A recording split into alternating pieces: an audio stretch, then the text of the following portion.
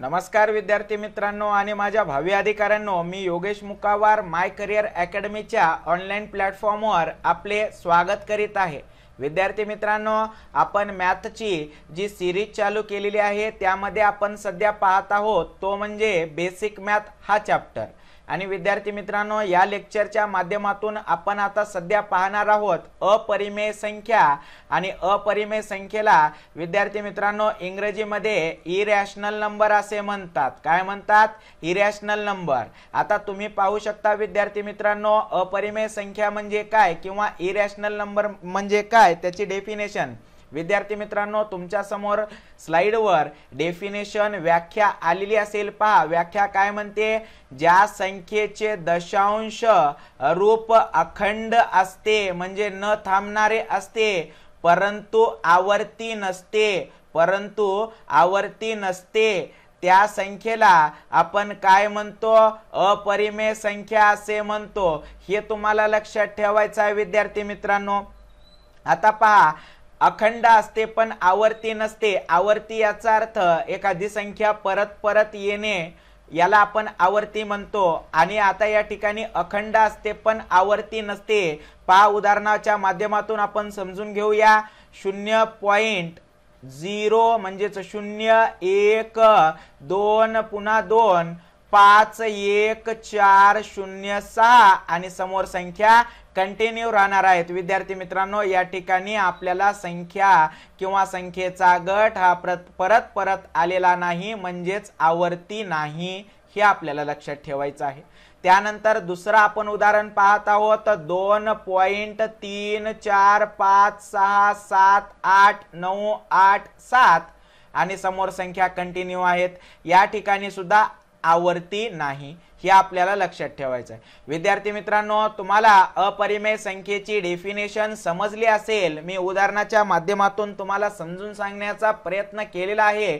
पहा विद्यार्थी मित्रांनो, आपण आता अपरिमेय संख्येबद्दल जे तर्क वितर्क आहेत ते आपण कॅरेक्टरच्या माध्यमातून समजून घेऊया। पहा तुमच्या समोर दोन कॅरेक्टर आलेले आहेत, बंटी आणि बबली। आता ते दोघ जण अपरिमेय संख्या किंवा इरॅशनल नंबर बद्दल काय करत आहेत? चर्चा करत आहेत।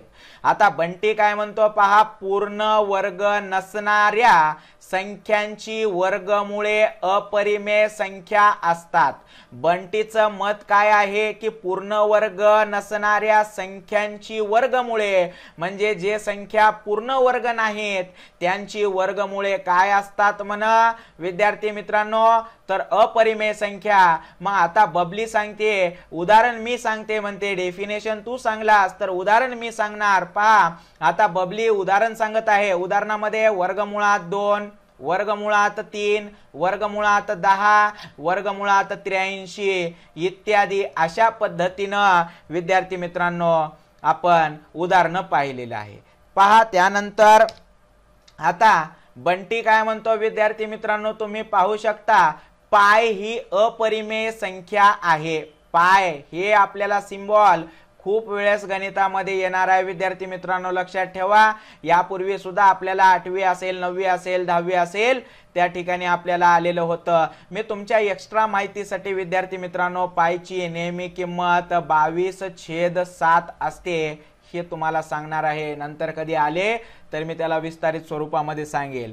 फक्त आपल्याला या ठिकाणी काय लक्षात ठेवायचं आहे, पाय ही अपरिमेय संख्या आहे। मग एखाद्या वेळेस एक्झाम मध्ये आपल्याला विचारू शकते की पाय ही डॅश संख्या आहे, तर तुम्हाला सांगता आलं पाहिजे अपरिमेय संख्या आहे।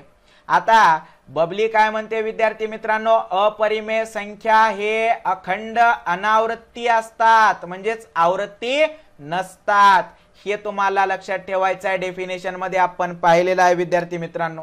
त्यानंतर बंटी काय म्हणतो पाहू शकता, परिमेय व अपरिमेय संख्यांची बेरीज वजाबाकी अपरिमेय संख्याच येते। म्हणजे विद्यार्थी मित्रांनो परिमेय संख्या असेल किंवा अपरिमेय संख्या असेल यांची तुम्ही बेरीज करा किंवा वजाबाकी करा, पण येणारे जे उत्तर आहे मिळणारे जे उत्तर आहे ते आपल्याला अपरिमेय संख्याच मिळते। काय मिळते? अपरिमेय संख्याच मिळते, हे तुम्हाला या ठिकाणी लक्षात ठेवायचं आहे। आता बबली काय म्हणते विद्यार्थी मित्रांनो, पहा बबलीचं मत काय आहे, परिमेय संख्येचे रूप हे खंडित आवृत्ती असते, परिमेय संख्येचे रूप हे खंडित आवृत्ती असते, हे तुम्हाला या ठिकाणी लक्षात ठेवायचं आहे। पहा त्यानंतर आता बंटी काय म्हणतो विद्यार्थी मित्रांनो, पहा बंटीच्या मते दोन परिमेय, पहा दोन परिमेय संख्या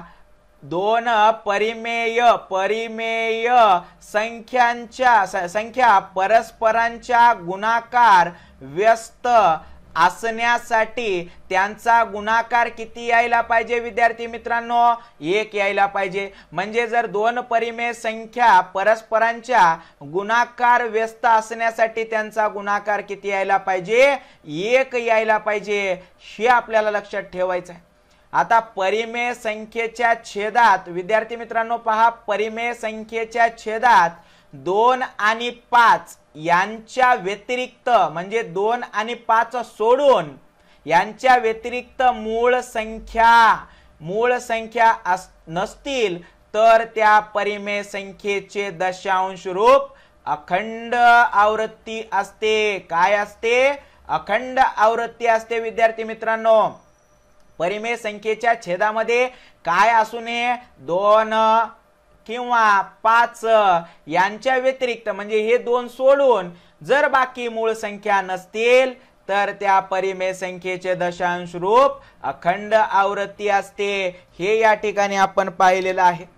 त्यानंतर विद्यार्थी मित्रांनो, पहा आपल्याला बंटी काय म्हणतो, दोन अपरिमेय संख्यांची, पहा दोन अपरिमेय संख्यांची बेरीज वजाबाकी गुणाकार व भागाकार, या भागाकार म्हणजे भागाकार केल्याच्या नंतर जे भाग येतो तो भाग परिमेय किंवा अपरिमेय असू शकते।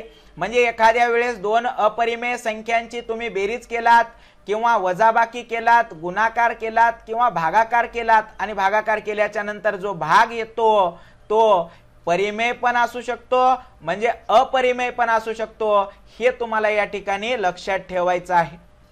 आता बबली काय म्हणते, पहा कोणत्याही वास्तव संख्येचे वर्गमूळ वास्तव संख्या नसते। विद्यार्थी मित्रांनो, यानंतर आपण सविस्तर वास्तव संख्या पाहणार आहोत समोरच्या लेक्चर मध्ये, त्या ठिकाणी तुम्हाला समजून जाईल।